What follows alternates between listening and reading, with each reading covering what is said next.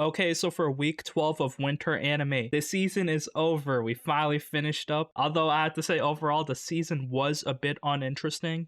There's a lot of big name shows, Blue Lock, My Hero, but like nothing really stood out to you. And then yeah, we had a bunch of like isekais, romance shows as well. Yeah, we had an interesting variety of shows, but everything's kind of drowned out for new animes we're waiting for in the future.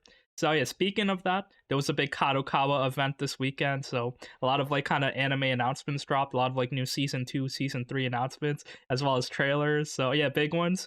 Jujutsu Kaisen, bro, season 2, the trailer aired. After that, ReZero season 3 announced, of course. This was obviously gonna have another season. Just too many story points are so open. Rem is still sleeping. Blue Lock also, like a lot of other shows this season, have like confirmation season 2, season 3. So My Hero season 7, Blue Lock season 2, and a movie. Also, Spy Family, there's going to be another season plus a movie. But overall, I'm just going to talk about all the shows I like this week, and I'm going to sum it up. We're going to have a tier list this video. So yeah, the best OPs, best shows, best waifus we have this season, of course, going to talk about them. So yeah, let's just get started. Okay, so for Vinland Saga, season 2, episode 12. So it's not the finale, but I mean, I guess a good end to the first core because yeah, shit is popping off. Basically, King Canute, he wants to steal Kettle's farm, and to do that, he's doing the most underhanded tactic. So he's basically making it so his underlings kind of insult Olmar, say, oh, you're not going to be part of the army. And yeah, the fact that he's easily manipulated, he's going to fight back. So he's going to attack the king's guard. They're going to, fight, and then he's going to kill one of them. And then they're going to have an excuse to arrest him, take their farm. Although Canute did not calculate Thorgal. So yeah, dudes with Thor in their name in this anime, they're kind of badass. So he kind of defends Olmar. So Olmar kills someone, but then Thorgal sees that something's wrong. Like, this fight is kind of a setup, so Thorgal doesn't care anymore. He's killing everyone. All the king's guards, they're all dead. So it's pretty funny seeing Olmar just traumatized. He killed one guy, but Thorgal's just like slashing people left and right. And then the dad comes in, Kettle, he's like, bro, what the fuck? So yeah, their lives are kind of like shifted now since, they're in direct war against the king. And then yeah, it's kind of funny seeing how we got here. Basically, this farm, it's like serious business. This whole season 2 setup so far is just for a real estate dispute. But yeah, Leif Erikson kind of rescues the dudes as they escape, so they kind of like go on his boat. And yeah, basically they're gonna go back to the farm, defend the land, and yeah, fight against King Canute's private army. So he's gonna send around 100 dudes. One of them's gonna be Floki. So Floki is one of my most disliked characters in the series, but he is like a tough dude. Our farm got the shooters on him though. Thorgal, Thorfinn, even if he's pacifist. They also have Snake. But yeah, overall, it's kind of interesting to see where things are gonna go. I really love this second season. It's just like a different way to do things. Very interesting storytelling and setups. So yeah, stuff is developing, and I guess we'll see as this anime does continue. Will King Canute build a utopia like he wanted, or will he die a bloody death like his father? So for Handyman Saitou, episode 12. This is the finale. Love this anime this season. The storytelling, the segmented nature. We see different points of views of other characters. Very unique, very well done. This anime is so insane. Also, did I mention the villain backstories? Like, I didn't know who asked for this in-depth character writing in this random isekai, but it went so hard. So yeah, each character kind of has like different things they're going through. And then together they meet each other in different parties and different dungeons. They fight each other sometimes. And yeah, it makes the anime so much more better because you actually care about the characters after learning so much about them. So yeah, we just see like different perspectives of different people's lives sometimes. Sometimes it intermingles into a big story. Sometimes they have wholesome adventures or rough backstories. But overall, very well written. Romance is very nice. So Ralsa and Saitou, it's like very natural. And Saitou actually like improving himself as well. He sees that people actually want him and care for him in this world, so he's trying hard. Here it was a wholesome type of finale. A lot of stuff happened after the big battle last episode. And yeah, we thought Morlock died. Bro, this dude is unkillable. He has like unlimited magic reserves.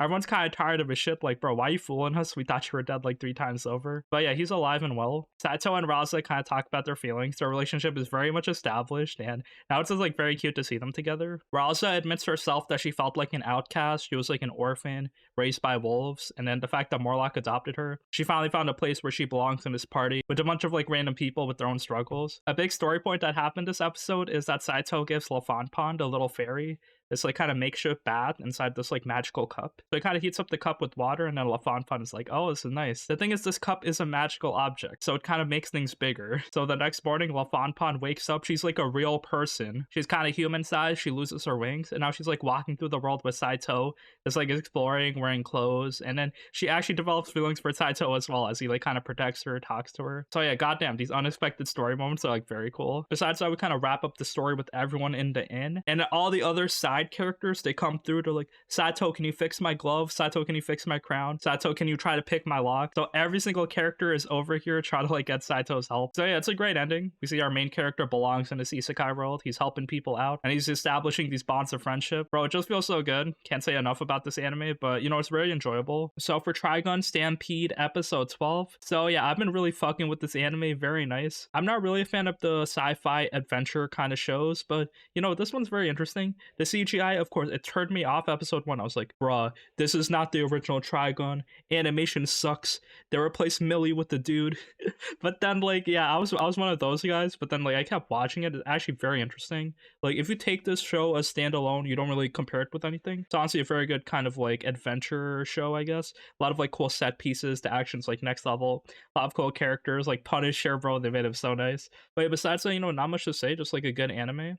I'm not really going to talk about the story, but I guess I could compare it a bit with the original Trigun, because kind of doing its own thing. There's like similar set pieces, like the first town, the mad scientist dude, like we know Knives Million, but we kind of like see plot points happening so fast. So yeah, we already get Vash's origin story immediately. We see Meryl, but we don't see Millie. Vash this season, he seems a bit more passive than before, which kind of adds to his character, because like once we find out about everything, how he really wants to like live with humans and stuff, it kind of makes sense why he's so pacifist and trying to like save people. The problem I did have is like every time Vash is like, oh, don't kill him, save him, pause, stop, it kind of causes more deaths by his inaction. But I mean, that's like part of his life. He's like a complex character going through a lot of suffering. So yeah, this episode 12 is very nice. Just like Vash versus Knives fighting through the city. We saw Meryl kind of broke him out of his like shell, so he kind of rescues Meryl, and then Vash just fights Knives. He kind of like compresses this like big portal that Knives created, that like he was trying to like summon all those plants from the other world. So yeah, a lot of like random sci-fi space shit. You don't need to worry about it. And basically Vash, this portal is about to explode, so he's gonna explode it into space, so there's no like casualties. And then yeah, Knives kind of fights with him, and then yeah, we just see Vash is like flying in space, Knives in tow. Then Knives' body kind of blows up while Vash, he's holding like this compressed portal that also blows up. So yeah, he kind of saves the day. There's not too many casualties, unless so yeah, Vash actually crashes into the city. It's kind of like, you know, a big prosperous metropolis, and 90% of the population died because Vash comes crashing down like a meteor. So that kind of sucks, you know, bittersweet ending. But yeah, we get a good aftermath of everything. So Vash, the bounty on his head has increased, so it's like 60 billion double dollars, and this is kind of reminiscent of the original Trigun. So now it's like kind of people are complaining, oh, it's not the same. Well, they're kind of like making it the same in this ending. We also see Meryl, she kind of turns into a hard-boiled detective herself. After that, we see Vash in the end with like memory loss. So yeah, that's like very similar to the original Trigun ending. So yeah, there's like parallels to the original. It's more like fast-paced, serious stuff every episode. Each character kind of has their own motivation on like living in this like desert world. So it is a good journey. I recommend to stick to it if you like this type of sci-fi adventure, if you like Star Wars basically. There's also a season 2 confirmed for this anime, so a solid CGI anime this season. Okay, so for Blue Lock episode 24, yes, this anime is over. It's kind of like a long soccer show, just like 2 cores. First core was like very exciting, kind of like a new concept. Everyone liked the soccer action. It aired during the World Cup as well, so yeah, good timing. This second core was like, you know, it brought the same energy, very nice. Although, you know, we did see a lot of like stuff before, like characters developing, getting stronger. To like, oh, this opponent, he's stronger than me. I have to evolve my weapon. I have to devour them. I have to consume them. Here, kind of like the biggest, you know, spice gimmick is that in the phase 2 of Blue Lock, we just kind of have to beat the other team in a 3v3. And then if we beat them, we take their best player. Stuff like that. So like they keep growing, getting stronger. But then the people that don't get picked, they just like feel sad and dejected. It's like, bro, am I not good enough? So yeah, a lot of like heartbreak as we see like, you know, common characters. Basically all the NPCs we've seen originally in Isagi's like main team, they're all gone.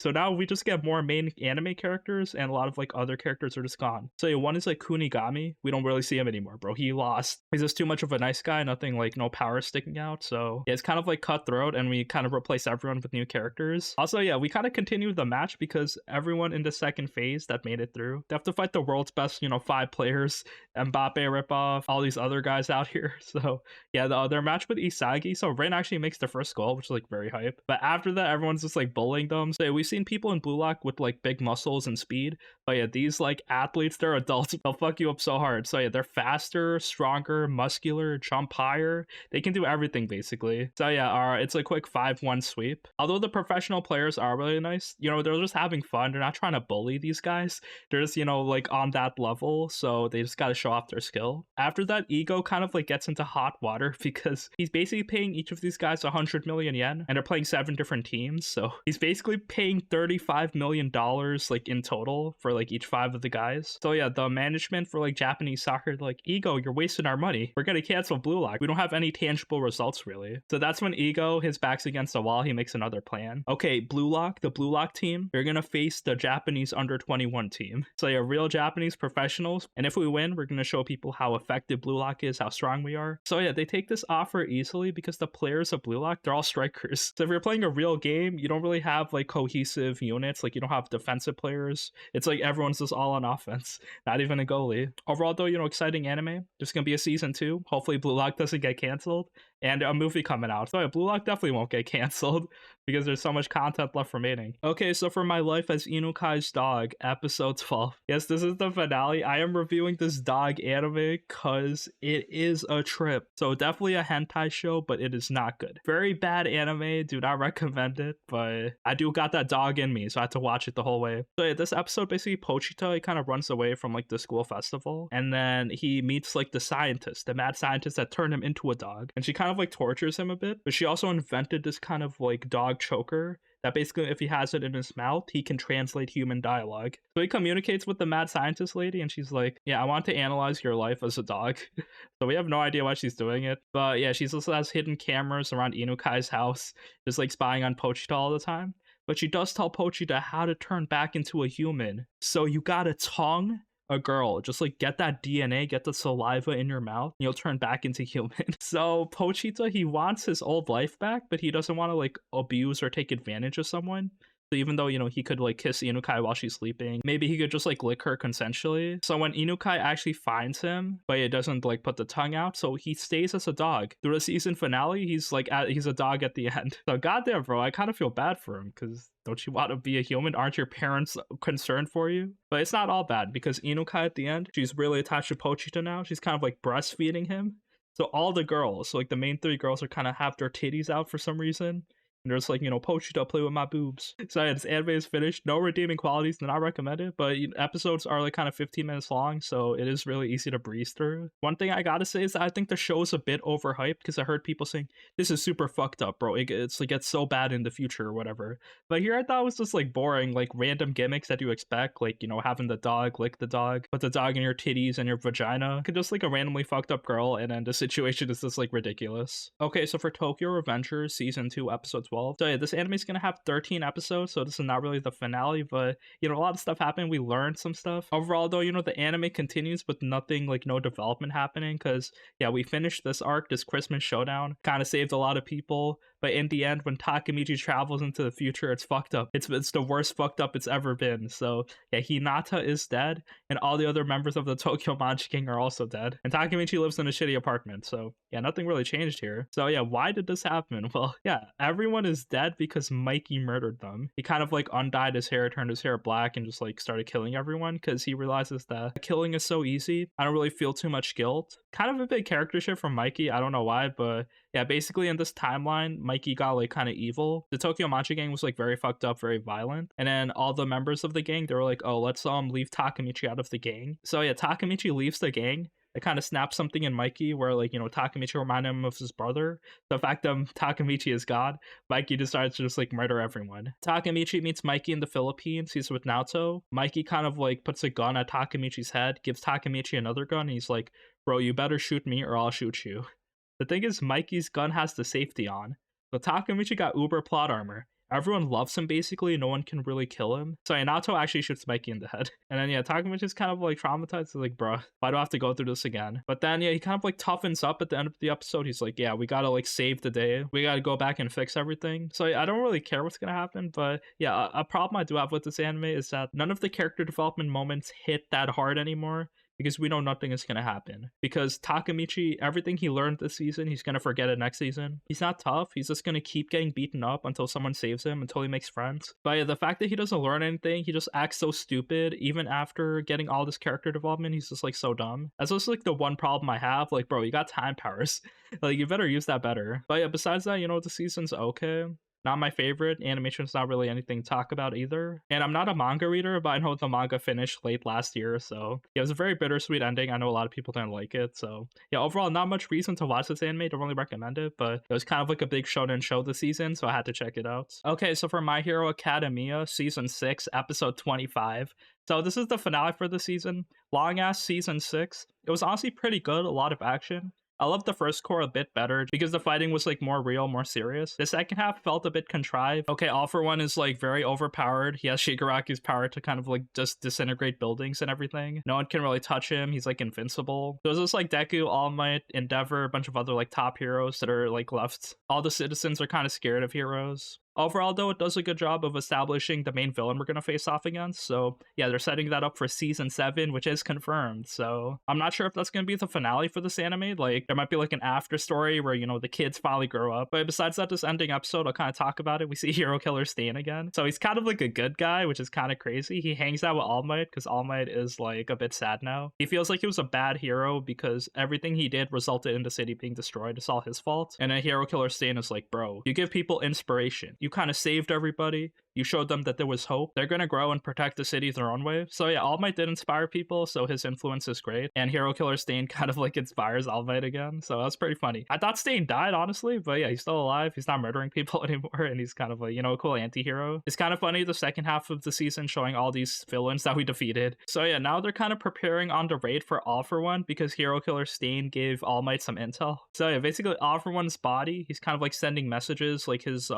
real body to Shigaraki's body. And basically the heroes thought they had like a month left, but the body will be ready in 3 days. That's kind of sick. So we have no time left. So Deku got to be protected because he's trying to steal the One For All quirk. Also, they kind of call support like across the world. So every continent, they're asking heroes to help save them. And we see stars and stripes. So America's #1 hero shows up. It's like this like big muscular lady just wearing the American flag costume. So yeah, new waifu appears. We'll see what's gonna happen, but I mean, yeah, that's a good way to end off the season. So yeah, more stuff going on. If you like My Hero, you know, this was definitely a better, exciting season. A lot of action happens. Okay, so for Inspector Season 2, Episode 12, this is the finale.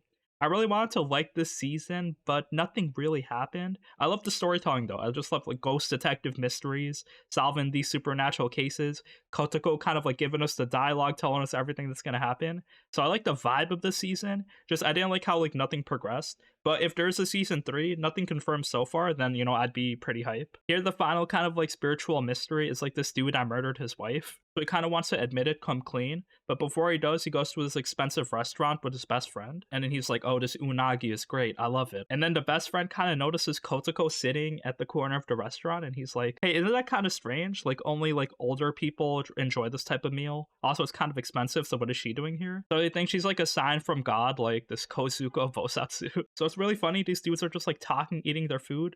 And then one of the dudes accused the other dude of murdering his wife. So yeah, just like 15 minutes of dialogue of them talking, but then at the end he's like, oh, no way you would kill her. But then Kotoko was here conveniently. She sees that the spirit is like a vengeful spirit of the wife is actually haunting the guy. That's why he can't like physically move and stuff. He has sleep paralysis because he has an actual demon on him. So yeah, he murdered his wife because he was kind of like possessive. So when he thought like his wife would break up with him or something, he just kind of like murdered her as like a fake mugging plot. And he's kind of heartless, so his wife doesn't like that he's trying to admit his crimes because he's gonna think he's a good person with a clear conscience when he's just like a real sociopath. So yeah, Kotoko kind of like confronts him later, and then she's like, yeah, your wife told me everything. The fact that you're gonna admit your crimes isn't gonna change anything, so you know, maybe don't do it and just live your life being haunted. But yeah, just like some random story moment here. I mean, a good way to end it. Just like an unexpected murder. It had a lot of good story moments. Again, the problem I did have with it is that, you know, the plot does not advance. Kuro and Kotoko's relationship is still like, you know, constant, stagnant. We still need to know more about Riko, but besides that, you know, a solid, unique anime. Kind of like recommended if you like storytelling, if you like dialogue between characters, because that's what most of it is about. One thing I didn't like is that Kotoko straight up lied to us in every story moment, and then it got old. Like the first time I'm like, oh shit, you got me. But if you keep doing that every story, it just gets old. It loses its charm. So that's one thing I didn't like about this season in particular. But besides that, you know, the anime's pretty solid. Okay, now I'll talk about some romance shows we had this season. So they're all kind of their own story that has like a different flavor of romance. First one is The Angel Next Door Spoils Me Rotten. I wasn't really a big fan of this, but apparently it was like very popular, where where just like full wish fulfillment. Okay, cute girl, cutest girl in the school, very mysterious. Everyone kind of fawns over her, kind of like, calls her an angel. And then this random black-haired, edgy dude that doesn't clean his room, doesn't take care of himself, doesn't eat, very lazy. So yeah, just like them together. And yeah, I hated the main character. I really hated the situation just because like I'm just like the bitter type of guy. Like I hate wish fulfillment. I hate stuff that doesn't really feel like real or genuine. But besides that, the relationship itself was okay. Mahiru, the angel, she just cooked for him every day for no reason. But yeah, this anime kind of explains you don't need a good personality, you don't need money, you don't need books. You just gotta be in the right place at the right time. So yeah, they kind of meet each other, just like Mahiru is kind of nice and friendly to her. And yeah, like they realize they live next to each other too, so yeah, random coincidence. And they're both very shy and open, so they don't really want to take advantage of each other. They meet the family, they hang out during Christmas, give each other presents. They don't really admit that they're a couple until the very end. They even like kiss each other, eat ice cream off each other's faces. So yeah, this anime is like very standard by the books, like high school romance. Like if the main dude had some kind of redeeming characteristics at all, I would kind of be all for him. I'd be like, yeah, Kane, go get the girl. But here it just like felt he was spoon-fed everything literally. So yeah, this was the one thing that put me off of this whole show. So besides that, it is pretty wholesome. So yeah, if this type of anime is your thing,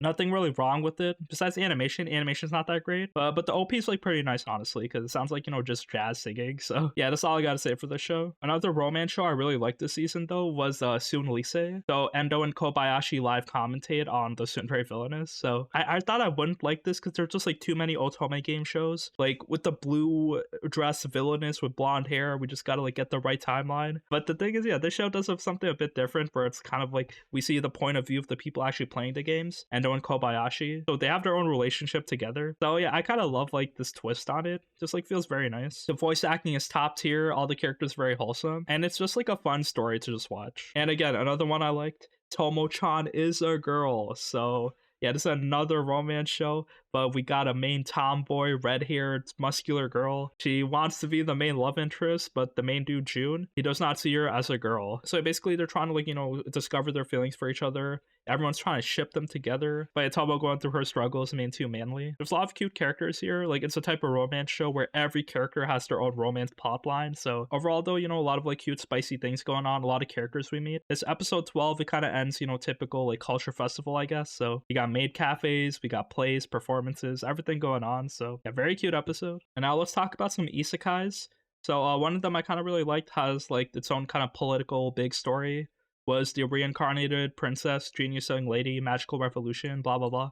Well, I guess light novel based show, but yeah, this was very cute. I really love, Yuri stories, so Yuri vibes go hard, very well written. And yeah, this finale, it was very unexpected for me actually, because it kind of ended up with the main girls, they having to fight each other on who's going to be the queen. So yeah, it's a big fight this episode. It was very nice, honestly. Good animation, good kind of magical power showcase. I thought Anisfia would honestly sweep because Yuffie was like very kind of quiet throughout the season, and Anisfia is just like the strong warrior princess. But yeah, we see Yuffie, like her hang out with Anisfia.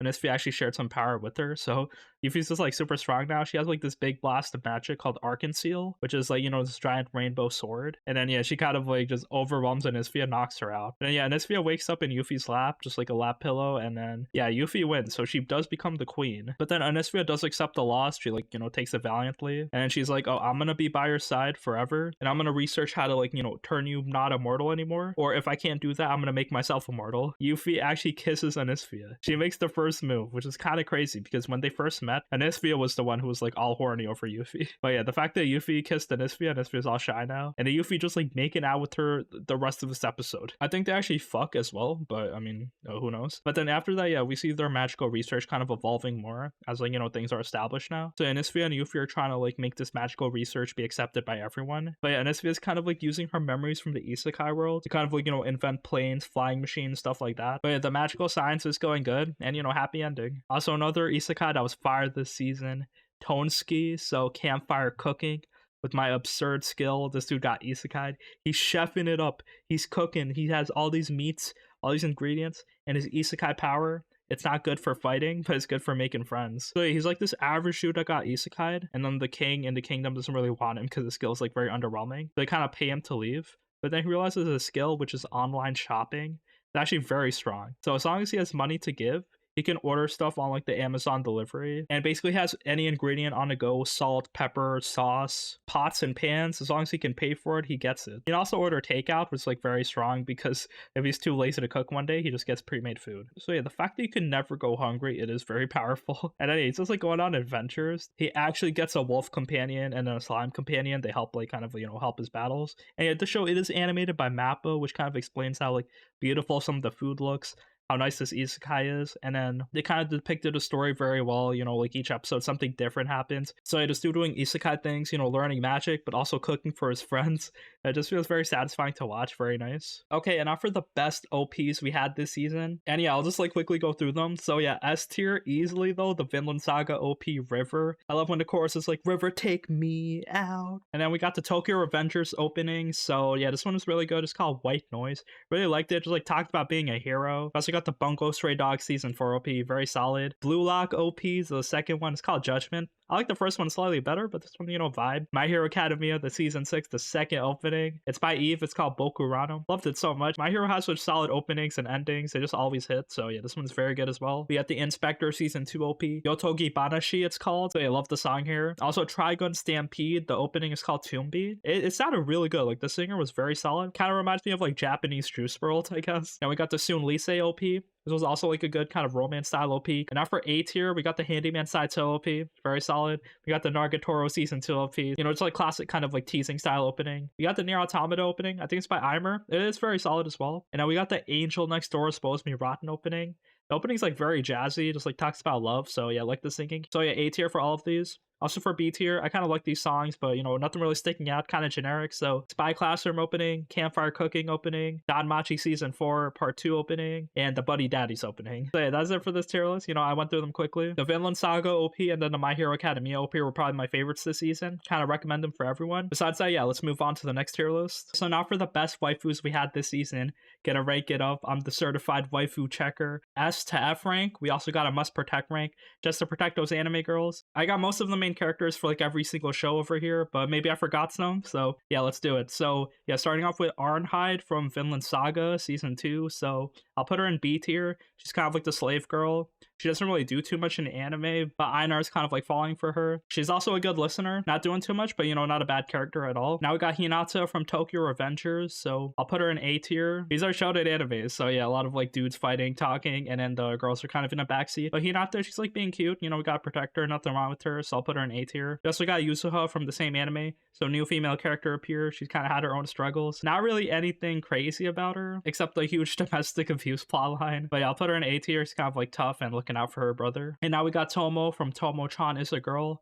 S tier, tomboy, red spiky hair, athletic, muscular. She kind of fits the masculine role, but she also wants to be seen like as a girl. And now we got Misuzu from the same anime. I also put her in A tier because I love her depressing outlook on life. I like her black hair. She has like pretty good comedic timing, but she's kind of an asshole, but you know, I'll still put her in A tier. And now we got Nagatoro from Nagatoro season 2.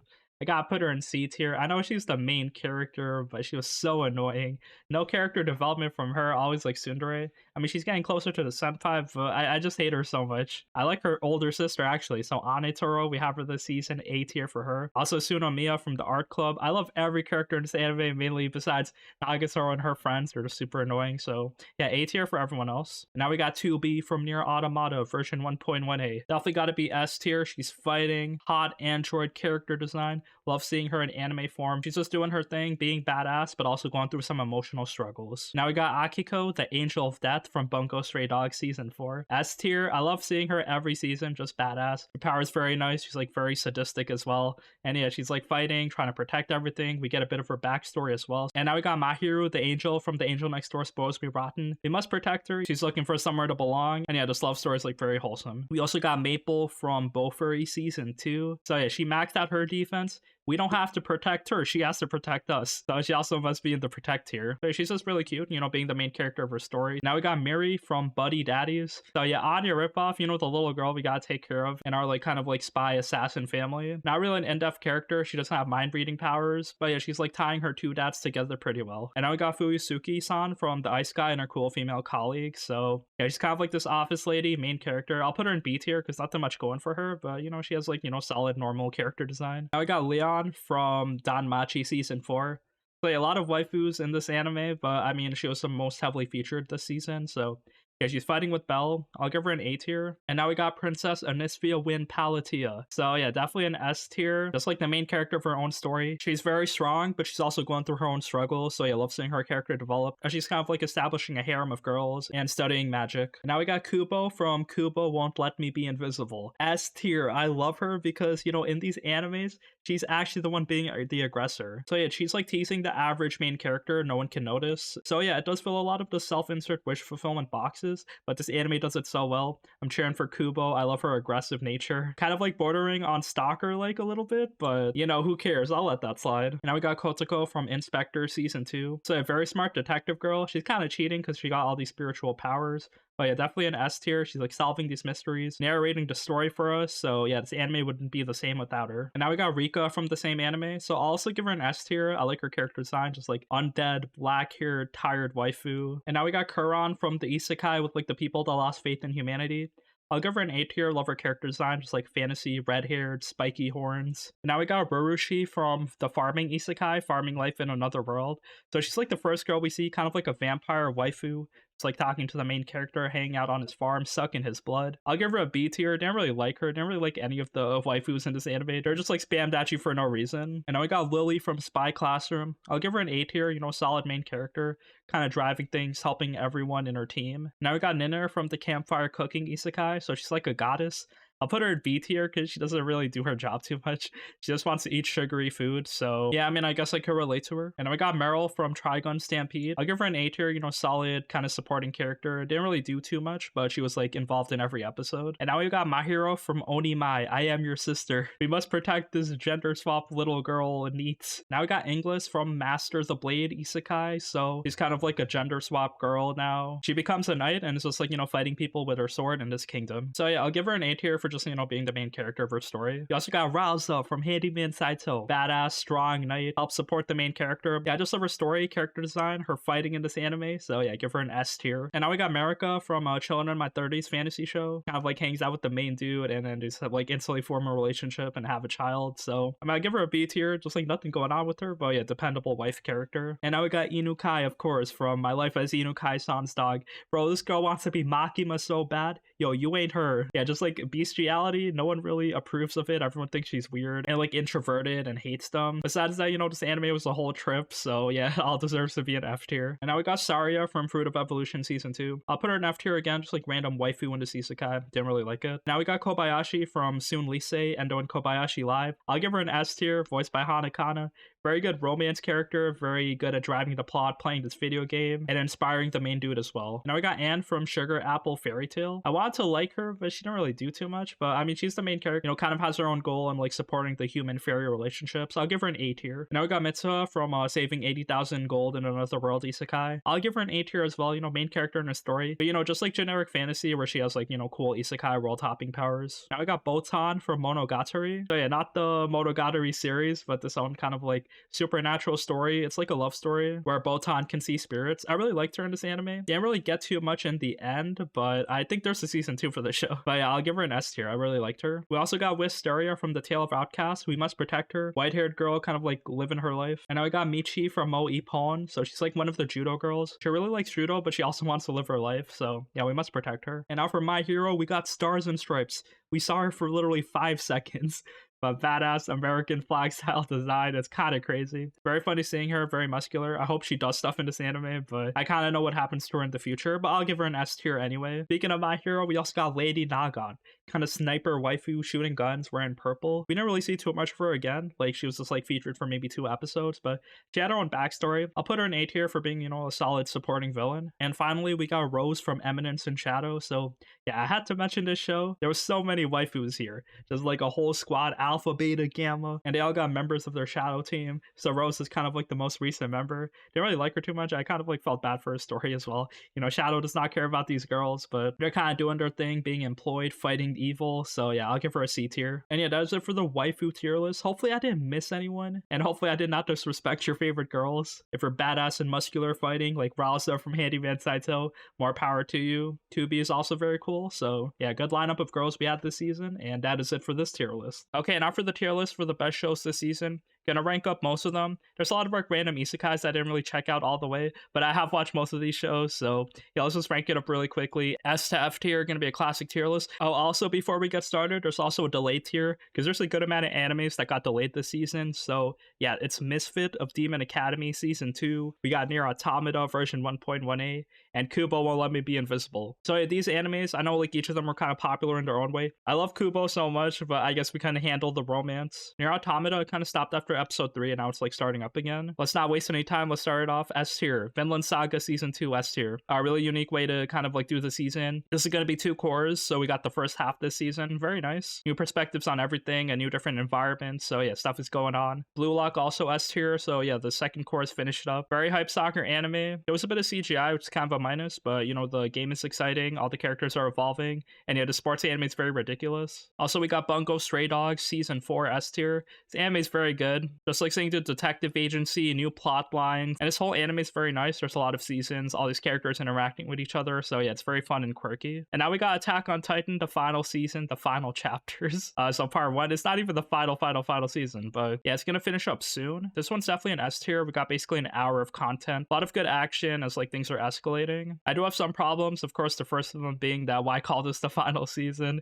It's so funny at this point. Also, after that, you know, the story's kind of going in a way I don't like, where it's like, okay, bro, Aaron's doing the rumbling. We kind of expected this. But Attack on Titan has proven to us that they kind of like subvert your expectations. You think something's gonna happen, and then, you know, Commander Irwin or someone else just like gives you a second option, or Levi just like kills a lot of people. But none of that happened, no kind of swerve. I just thought the characters got a bit dumber in season 4. And now we got Trigun Stampede S tier. So yeah, very fun Trigun anime. CGI was honestly very interesting, looked very nice. It made it so they could create a lot of like giant set pieces, very nice desert environment as they're fighting a lot of like monsters. And then finally for us tier, we got Handyman Saitou in Otherworld. This is one of my favorite animes this season. Did not expect to like an isekai so much. Fantasy elements are so good, just like, you know, dungeon crawling. All these party members have their own unique quirks. The storytelling is insane. I heard it's based on like a 4-koma manga series, so it's kind of just like, you know, quick punchlines on a single page, but they kind of like adapt that in a whole anime with like plot threads, real stories, sick ass final battles and bosses. So this anime is very good. Highly recommended out of everything. Okay, and now for A tier, I'll go over these very quickly. So Buddy Daddy's A tier, you know, very nice Spy Family ripoff, I guess. It's very cute. It has its own emotional moments. It's a good original anime by PA Works. So yeah, A tier. And now we got the magical revolution of the princess Shinyu-san girl. So yeah, good isekai story, good Yuri vibes. It's a very solid political plotline with the main character you really want to root for. After that, we got Tomo-chan as a girl. So yeah, you know, standard romance show. I thought it was okay. All the characters were pretty funny. So yeah, give it A tier. Then we got Nagatoro-san season 2. I thought the season was a bit repetitive, but you know, they added new things, new characters like Nagatoro's sister. Overall, you know, nothing wrong with it. The facial expressions are there. All the familiar characters and teasing situations, you know, they're still here. And then we have Inspector season 2 A tier. I kind of liked it, solid storytelling, although not much happened to advance the plot, so that's one bad thing for it. I hope we get a season 3 for this, because I think this is a pretty unique show. We also got Oni Mai, I Am Now Your Sister. I do not recommend this to anyone just because, like, yeah, it just feels so uncomfortable seeing all these, like, little girls just, like, do things. Overall, though, you know, there's something there, I guess, a story of, like, you know, reinventing yourself, trying to, like, break out of your shell and, you know, do new things, so yeah, I guess there's some inspiration hidden in the lolly bait. So yeah, FBI, please don't arrest me. I was just watching this anime for research. And now we have soon Lise, Endo, and Kobayashi live commentate on the Villainess. So this is a cute romance show. It's kind of like, you know, the Otome game type of genre. But it does have its own twists where it's just like, you know, 2 different characters actually playing the game. But yeah, from their perspective. So yeah, it's just like really cute seeing all these romance plot lines. Also for A tier, we got My Hero Academia season 6. So the second core of it, you know, it kind of like advanced the plot. A lot of stuff happened. So yeah, the heroes are kind of setting up. And then we have Campfire Cooking with My Absurd Skill. So yeah, this is isekai made by Mappo. So yeah, very solid, like just like cooking show. We see this dude with like OP cooking powers. He can like generate any ingredient he wants. We also got the Eminence and Shadow. So the second core aired. So we got like 7-8 more episodes this season. I didn't like it too much. I think this anime, it's not that great because it's supposed to be like a parody, but it's not really. It's more of just like a main character doesn't really care about the world. He's just like RPing. But it's kind of infuriating because his actions do have consequences. But yeah, he's just like the CEO of this like big shadow organization. He's employing like over 600 girls so far, and yeah, I guess giving them jobs, rescuing them, and giving them power. We also got To Your Eternity season 2, so we also got like 8 episodes so far this season. It wasn't that good. I thought it was like a bit boring. Like we kind of like expected things to happen, but overall, new character Bonchan, he kind of added a new dimension to the anime. And yeah, the familiar themes of loss, fighting these knockers, they're still here. So yeah, this anime's like pretty consistent. After that, there's Furry season 2, so the defense isekai. I'll just put it in A tier. I kind of like it. You know, it's just like wholesome adventures. Nothing wrong with it. A bit boring, but you know, whatever. Also, after that, we got a Netflix anime, Record of Ragnarok. So yeah, it dropped this season. So I'll just give it an A tier. Very solid. There's a lot of CGI. The fight scenes have a predictable theme where it's like we get their backstories. Like we get it, bro. But overall, the story is very funny. And then, you know, the action is pretty unique. Okay, and now for B tier, we got the Angel Next Door Suppose Me Rotten. So yeah, solid, wholesome romance anime, but I thought it was like a bit boring. And then the wish fulfillment was just like way too high. It just felt extremely forced, but if you don't really care about that too much, then yeah, it's like a solid show to watch. You also got Tokyo Revengers, the Winter Showdown. So this anime continues. I've never been a fan of Tokyo Revengers. All the fight scenes, all the arcs, they just go the same way with Takemichi getting beaten up. It's no different here, but I mean, I guess the story does continue. Now we have another romance show, so the Ice Guy and his cool female colleague. So I'll put in B tier. It's like a cute, wholesome show about this dude with ice powers, and then like the people in this world have like, you know, different type of My Hero level quirks. We also have Don Machi season 4 part 2. B tier. It's like, you know, more of the same. Kind of continuing. It's with Belle and the elf girl now, so they're like fighting a lot. We also have Tale of Outcast, B tier. This is an okay show. It's kind of about like these animal type of people and then these other people kind of running from like this oppressive government. And now we have Mo Ippon. So it's kind of like a sports anime with like girls doing judo. So I love girls throwing bodies. Okay, and now for C tier, go over these really quickly. So Spy Classroom, C tier. The Adventures That Don't Believe in Humanity, C tier. So it's like an isekai. Sugar Apple Fairy Tales, Revenger, C tier. Making 80,000 Gold in Another World, C tier. Monogatari, C tier. The Exorcist isekai, C tier. Grace of the God season 2, C tier. Children in My 30s isekai, C tier. Reborn to Masters of Blade isekai, C tier. So just like a lot of random throwaway shows that I wasn't really interested in, but I mean, if you give them a chance, there's probably something there. But yeah, with that, we go to the F tier. So all these shows in F tier I do not like. So yeah, the farming isekai, we had so many better farming shows, especially Vinland Saga. This one was like pure wish fulfillment. We also have the Ice Blade Sorcerer isekai, random ass isekai, did not like it, F tier. We also have My Life as Inukai-san's Dog, so a shitty hentai show, give it an F tier, but it's the one I kind of like enjoyed at F tier. We also have The Fruit of Evolution season 2, very shitty isekai. I don't know why there's a second season, but yeah, F tier. And then finally there's Kaino, The Great Snow Sea. So I thought I'd like this show, but the plot is really bad, like nothing really to care about here, so yeah, also F tier. And yeah, that is it for the shows we had this season.